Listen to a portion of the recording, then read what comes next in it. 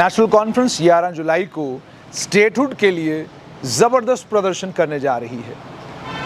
National conference के नेता चौधरी मोहम्मद रमज़ान ने एक इंटरव्यू में कहा कि स्टेटहुड को लेकर पार्टी बड़ी गंभीर है और स्टेटहुड के बगैर जम्मू कश्मीर की सरकार से बहुत ज़्यादा उम्मीदें रखना अक्लमंदी नहीं है। चौधरी मोहम्मद रमज़ान बिल्कुल सही कह रहे हैं, लेकिन किसी राजनीतिक विशेषज्ञ की समझ में ये नहीं आ रहा 11 जुलाई को अब अचानक प्रदर्शन करने की ज़रूरत क्या पड़ी, जब मॉनसून सत्र के शुरू होने से पहले जंतर मंतर पर ज़बरदस्त प्रदर्शन करना है, जंतर मंतर पर धरना देना है। अचानक इसकी ज़रूरत क्या पड़ी? अचानक ये नया राजनीतिक मोड़ आया क्यों? राजनीतिक विशेषज्ञ इसको लेकर थोड़ा असमंजस में है और हैरानगी इस बात पर भी है, जब मामला स्टेटहुड को लेकर अभी भी सुप्रीम कोर्ट में है, सुप्रीम कोर्ट में उसकी सुनवाई जल्दी हो, उसको लेकर कोई गंभीर नहीं, लेकिन घाटी में प्रदर्शन करना है और करना भी उस समय है जब अमरनाथ यात्रा अपने उफान पर है। अमरनाथ यात्रा में बहुत बड़ी संख्या में इस बार यात्रु पूरे देश भर से आए हैं और विजुअल्स आप लोग टीवी पर देख रहे हैं। जम्मू में बहुत सारी जगहों पर लंबे लंबे जाम लग रहे हैं, घाटी में पहलगाम से दृश्य आ रहे हैं, अलग अलग जगहों से दृश्य आ रहे हैं, जिनसे ये समझ में आ रहा है कि बहुत बड़ी तादाद में यात्रु घाटी पहुंच चुका है, जिन्होंने रजिस्ट्रेशन नहीं करवाई है और जिनकी रजिस्ट्रेशन होगी इसका आश्वासन सरकार ने उनको ऑलरेडी दे दिया है।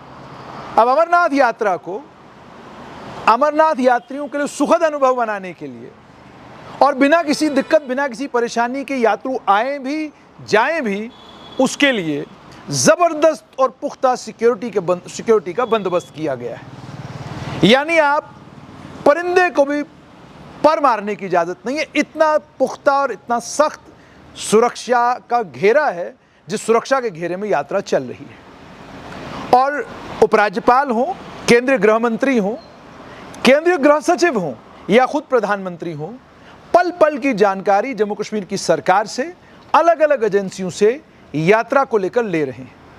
खुद केंद्रीय गृह मंत्री उपराज्यपाल के साथ सूत्र बताते हैं, लगातार संपर्क में हैं और लगातार उनसे जानकारी लेते रहते हैं कि यात्रा कहां तक पहुंची, कितना यात्रुओं का नंबर है, सब सकुशल चल रहा, कोई दिक्कत कोई परेशानी तो नहीं है। और ये यात्रा कितना इम्पॉर्टेंट और इस यात्रा की कितनी सिग्निफिकेंस है, उसका अंदाज़ा आपको इस बात से लगना चाहिए। डेवकॉम कश्मीर और आईजीपी कश्मीर, डेवकॉम जम्मू और आईजीपी जम्मू, इनकी जिम्मेदारी लगाई गई है कि यात्रा को लेकर जो भी जानकारी है वो आप ही लोग देंगे। और जब यात्रा को लेकर इतना पुख्ता सिक्योरिटी का बंदोबस्त है, इसके बीच में एक राजनीतिक इवेंट होना कोई अचंभे वाली बात नहीं। पहले भी हुए, 2016 में भी हुआ, या उससे पहले भी जब यात्रा होती थी तब भी राजनीतिक दलों के लोग रैलियां भी करते थे, बड़े बड़े प्रोग्राम भी करते थे और पुलिस प्रशासन और सीआरपीएफ आर्मी मिलकर सभी कार्यक्रमों को एक साथ चलाने का एक्सपर्टीज़ भी है उनका और बड़े आराम से सब कुछ चलाते भी हैं। लेकिन 5 अगस्त 2019 के बाद और ख़ास तौर पर बैसरन पहलगाम में जो आतंकी हमला हुआ है, उसके बाद चीज़ें बहुत ज़्यादा तब्दील हो चुकी हैं। इस हद तक तब्दील हो चुकी हैं कि अब एक बात तो बिल्कुल पक्की है कि केंद्र सरकार की प्राथमिकता है कि एक तो आतंकवाद को मुकम्मल तौर पर उसका सफाया जम्मू कश्मीर से करना और दूसरा इस बात को सुनिश्चित करना कि देश भर से यात्रु हो या पर्यटक हो, जब वो घाटी आते हैं तो घाटी में उनको लगे कि सुरक्षा व्यवस्था कड़ी है और परिंदा भी सुरक्षा व्यवस्था में पर नहीं मार सकता। ये बात तो तय है। वहीं पर आम नागरिकों को भी असुविधा कम हो, इस बात का पूरा ख्याल रखा जा रहा है। तो इसके बीच में अचानक मुख्यमंत्री उमर अब्दुल्ला, केंद्र शासित प्रदेश का, उनकी पार्टी तय करती है कि हमें एक बहुत बड़ी रैली 11 जुलाई को श्रीनगर में करनी है। अब जम्मू में अगर रैली को लेकर कोई प्लान बनता तो शायद यहां भी प्रशासन थोड़ा 2 बार सोचता, क्योंकि जिस तरह का फोकस यात्रा के ऊपर है, इसके बीच में संभव नहीं लग रहा कि कोई और बड़ा राजनीतिक कार्यक्रम होने वाला हो, उस बहुत बड़े राजनीतिक कार्यक्रम को लेकर प्रशासन तैयार हो। लेकिन मान लीजिए प्रशासन तैयार हो जाता है और नेशनल कॉन्फ्रेंस को घाटी में ये बड़ी रैली करने की इजाज़त मिल जाती है, संभवतः मिल भी जाएगी, तो क्या संदेश जाएगा केंद्र सरकार को कि ठीक उस समय जब यात्रा चल रही थी, ठीक यात्रा के बीच में जहां जम्मू कश्मीर सरकार की प्राथमिकता ये होनी चाहिए थी कि फिलहाल ये यात्रा सुखद तरीके से संपन्न हो, उसके बाद बाकी कार्यक्रम करेंगे, उसके बीच में जम्मू कश्मीर की सरकार ने तय किया कि चलिए यात्रा चल रही है, ये तो केंद्र सरकार का काम है, हमें कोई लेना देना नहीं, हम तो अपनी राजनीति करेंगे, फिलहाल हम तो सड़क पे उतरेंगे, 10,000 लोग जमा करेंगे और स्टेटहुड की मांग करेंगे। अब एक अच्छा शासक, खुद अगर मुख्यमंत्री उमर अब्दुल्ला इस समय राज्य के मुख्यमंत्री होते, क्या कोई इतना बड़ा राजनीतिक कार्यक्रम जो है उसको घाटी में करने का प्रोग्राम बनाते? शायद नहीं। कारण बिल्कुल सिंपल है कि आप जानते हैं सुरक्षा व्यवस्था आपके हाथ में होती, आपको पता होता कि क्या चल रहा है, तो उसके चलते आप भी गंभीरता के साथ चीज़ों को लेते और कहते ठीक है हम करेंगे, एक बड़ी रैली करेंगे, लेकिन यात्रा को पहले संपन्न होने दीजिए, जो मेहमान बाहर से आए हैं उन्हें दिक्कत ना हो। क्योंकि यात्रा केवल यात्रा नहीं है, उसमें कोशिश ये भी है कि जो यात्रु देश भर से आ रहे हैं उन्हें घाटी के अलग अलग जगहों को देखने का मौका मिले, जम्मू में थोड़ा समय बिताने का मौका मिले। क्यों ऐसा किया जा रहा है? ताकि इससे पर्यटन को भी थोड़ा सा फायदा हो। अब इसके बीच में जब नेशनल कॉन्फ्रेंस तय करती है कि हमको रैली करनी है, मान लीजिए रैली करना ज़रूरी भी है, जाहिर सी बात है, स्टेटहुड की लड़ाई है, एक राजनीतिक दल है, लड़नी है, लड़ेंगे, लेकिन सुप्रीम कोर्ट में जो मामला है उसमें चुप्पी क्यों? मॉनसून सत्र के होने से पहले जब दिल्ली में धरना देना है तो घाटी में रैली क्यों? और ये शो ऑफ स्ट्रेंथ तो 4 अगस्त को ऑलरेडी हो चुका है, और उस 4 अगस्त के शो ऑफ स्ट्रेंथ के नतीजे में जम्मू कश्मीर एक केंद्र शासित प्रदेश ऑलरेडी बन चुका है। और उसके बाद ये शो ऑफ स्ट्रेंथ किसको दिखाना है? जब केंद्रीय गृह मंत्री कह चुके, प्रधानमंत्री कह चुके कि जब सही समय आएगा जम्मू कश्मीर को राज्य का दर्जा दिया जाएगा, खुद मुख्यमंत्री उमर अब्दुल्ला ने कहा केंद्र के साथ बातचीत हो रही है, मुख्यमंत्री उमर अब्दुल्ला केंद्रीय गृह मंत्री से जब चाहें तब मिल सकते हैं, प्रधानमंत्री से अभी मुलाकात करके आए हैं।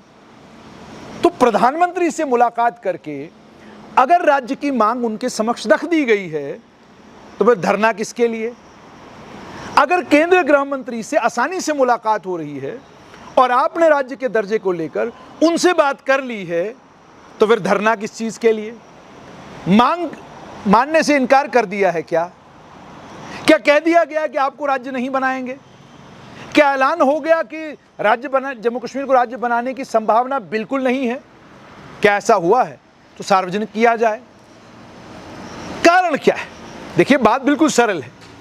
यदि प्रधानमंत्री से मुलाकात न हो रही हो, केंद्रीय गृह मंत्री से मुलाकात न हो रही हो, केंद्रीय रक्षा मंत्री से मुलाकात न हो रही हो, ये 3 वो बड़े लोग हैं जिन 3 बड़े लोगों को जम्मू कश्मीर के ऊपर फैसला लेने की सबसे ज्यादा जिम्मेदारी है, बोझ तो इन्हीं के कांधों पे 3 के।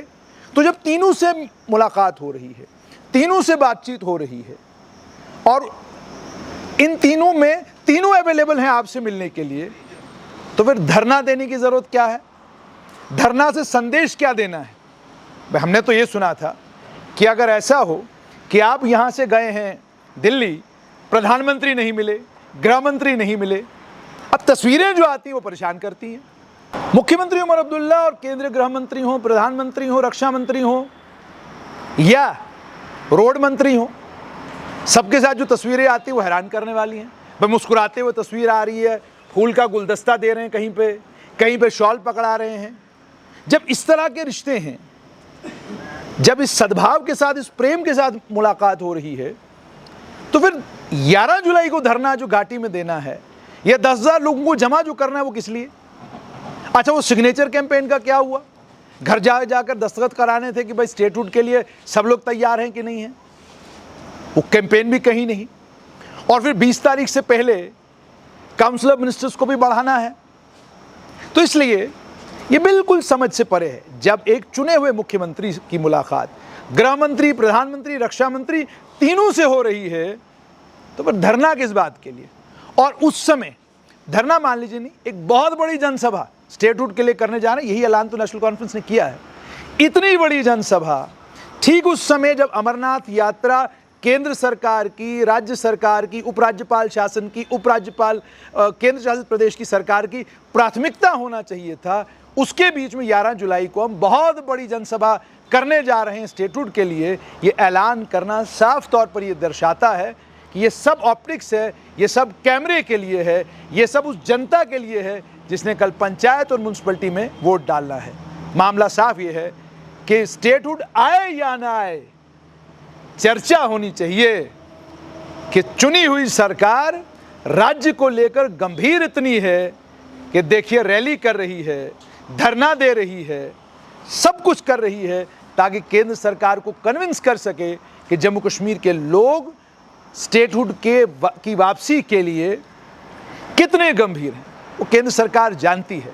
जम्मू संभाग हो या कश्मीर संभाग, दोनों संभागों में आम आदमी स्टेटहुड की वापसी को लेकर गंभीर है, बहुत गंभीर है। लेकिन यही आम आदमी ये भी समझता है कि जब से अमरनाथ यात्रा शुरू हुई है, गाड़ियों के काफिलों की वजह से जो दिक्कत आम आदमी को हो रही है, इसके बीच में जम्मू हो या श्रीनगर हो, कहीं पर भी अगर एक बड़ी जनसभा होती है, वो दिक्कत आम आदमी के लिए 3 गुना बढ़ जाएगी। क्यों? यात्रियों की सुरक्षा के लिए एक अलग घेरा होगा और जनसभा के लिए एक अलग घेरा होगा।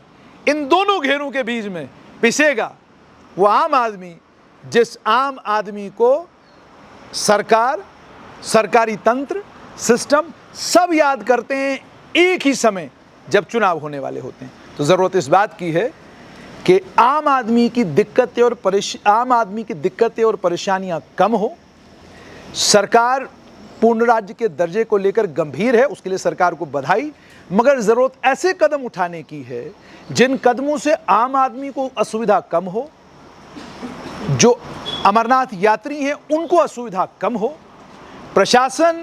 शासन प्रशासन के लोगों को भी दिक्कत ना आए इस सारे सिस्टम को मैनेज करने में, और इसके बीच में नई दिल्ली को बाद में पहुंच जाए जम्मू कश्मीर से कि जम्मू कश्मीर पूर्ण राज्य के दर्जे की वापसी जल्द चाहता है।